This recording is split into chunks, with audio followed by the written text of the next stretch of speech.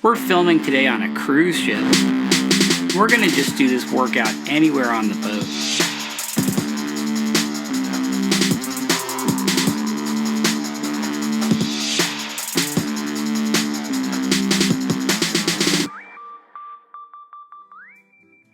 Hi, I'm Ted Naiman, and I'm a primary care doctor in Seattle, Washington, and I wanted to talk today about the importance of exercise. Exercise is a huge, big deal. The benefits of exercise are almost too numerous to mention. Having more muscle gives you more mitochondria, that gives you more energy, that gives you more disposal of extra calories, glucose, or fat. So the benefits of exercise are huge. Here's the problems with exercise. First of all, everybody thinks exercise has to take a lot of time. The reality is, you need almost no time and almost no equipment and almost no money to do some really meaningful, effective, powerful exercises. So personally, I do a lot of calisthenics, body weight exercises that require virtually no equipment. I also do high intensity training, which takes just a tiny amount of time. The time investment is so small. Another big problem with exercise is you don't see the benefits right away.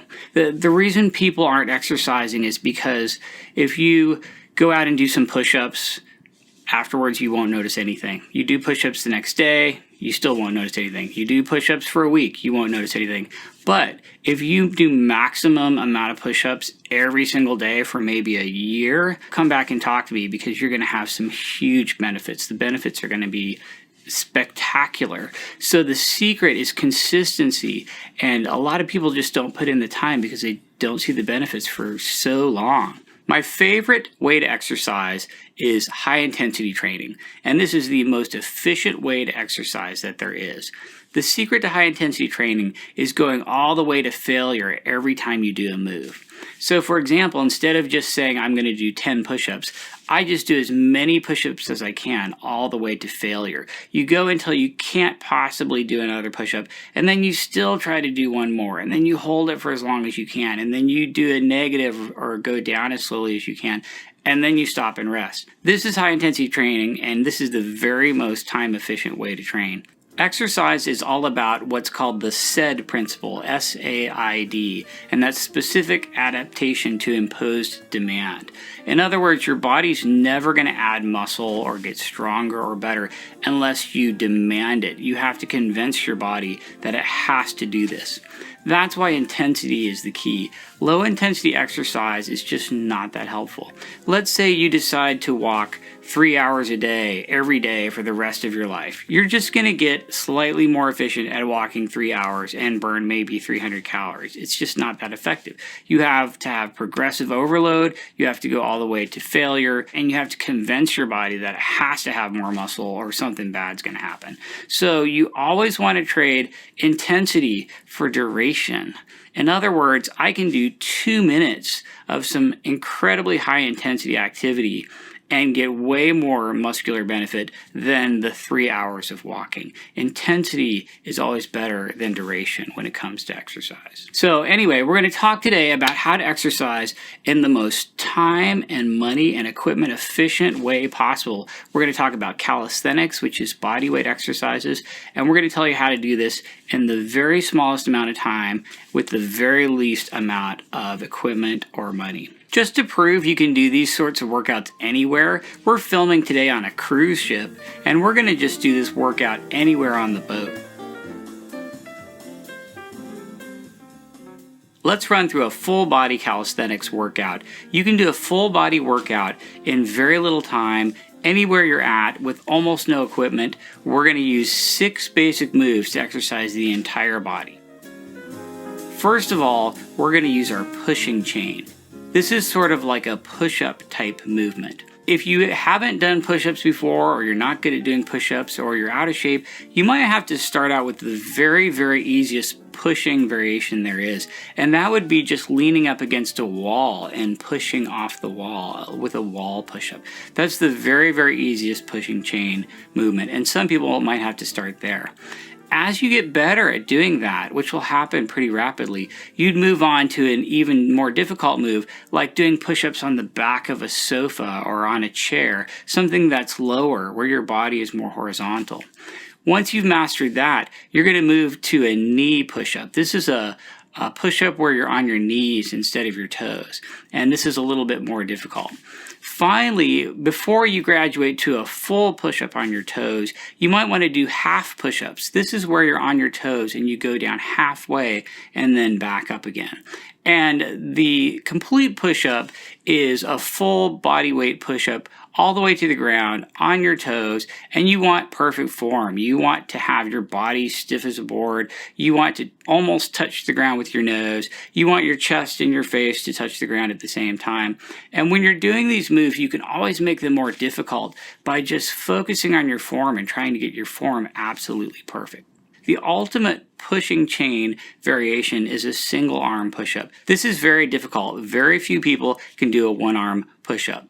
Luckily, we have Mr. Lindbergh here, one of the cameramen for Diet Doctor, who has completely mastered the one-arm push-up. Next is pulling chain exercises. These are like pull-ups or rows, something where you're pulling. Now, this is the one move that you'll need some sort of equipment for. You basically need something you can pull on. If you want to get creative, you can just look around for something you can grab, a tree branch or the top of a door or a ledge or the underside of a stair outside, something like this. You can progress that by moving back farther and farther until you're into more of a row position and you're doing rows, which is a more difficult progression of pulling. Finally, you want to work your way up to a pull-up. Now, a lot of people can't do a full dead hang pull-up. So you want to start out with something like a flex hang, where you just hang from the bar like this for as long as you can, or even hang from the bar with your arms extended for as long as you can. Pull-up is sort of the ultimate pulling chain exercise, but you can make it even harder from there. You can start working on a one-arm chin or a one-arm pull-up, which is extremely difficult. Very few people can do that. You can start by just putting a few fingers of your other hand on the bar and doing pull-ups that way. And once you've graduated to a one-arm pull-up, that's the ultimate pulling chain exercise. All right, so we've done pushing chain and we've done pulling chain. Next is legs.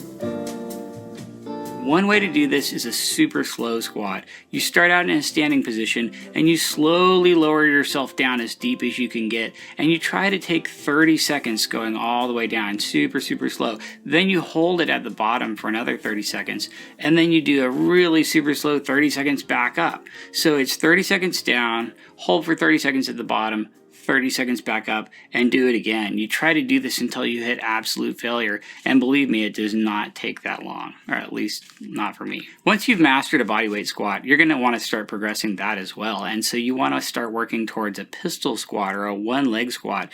These are really challenging, really difficult.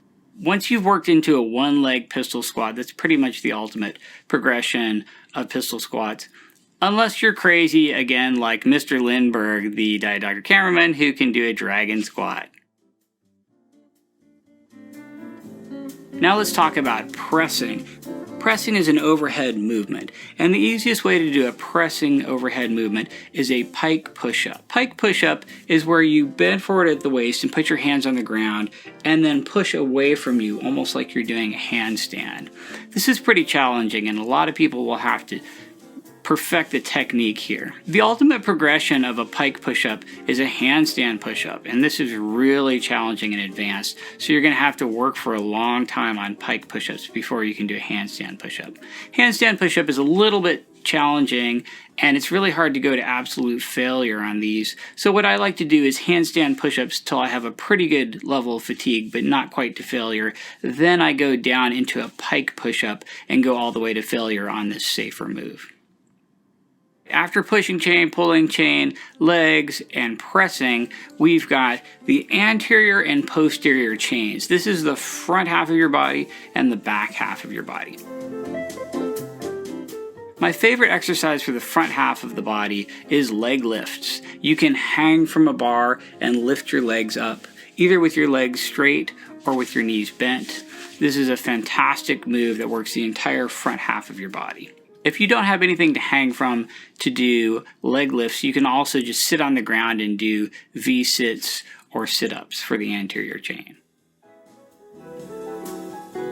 For the posterior chain, my favorite exercise for most people is what's called a Superman. You lay down on your stomach and you lift your arms and legs up off the ground and hold it for as long as you can. You're focusing on all the muscles along your back and your glutes, and you're just trying to get the maximum tension you can in there. And again, you hold it all the way to failure. The ultimate progression of posterior chain exercise is a back bridge. So how often should you do this single set to failure with rest pause technique full body workout? Well, I like to try to do it every day, but you really probably could get away with 2 or 3 times a week and be just fine. We have studies showing that twice a week is better than once a week, and probably 3 times a week is better than twice a week. I don't think that every day would be necessarily better than every other day. So personally, I aim for daily, and I end up actually doing it about every other day. All right, there you have it, folks. A full body calisthenics workout that you can do anywhere you're at, even on a cruise ship like myself and Mr. Lindbergh here. You had pushing chain, which is basically a push-up, pulling chain, basically a pull-up. You had legs, which is basically a squat, pressing exercise, pike or handstand push-up, and then finally anterior and posterior chain, leg lifts and Supermans. So now all of you need to get out there and exercise. And I just have to say that fat mass is all about diet, but lean mass is all about exercise. And you really need both to be optimally healthy.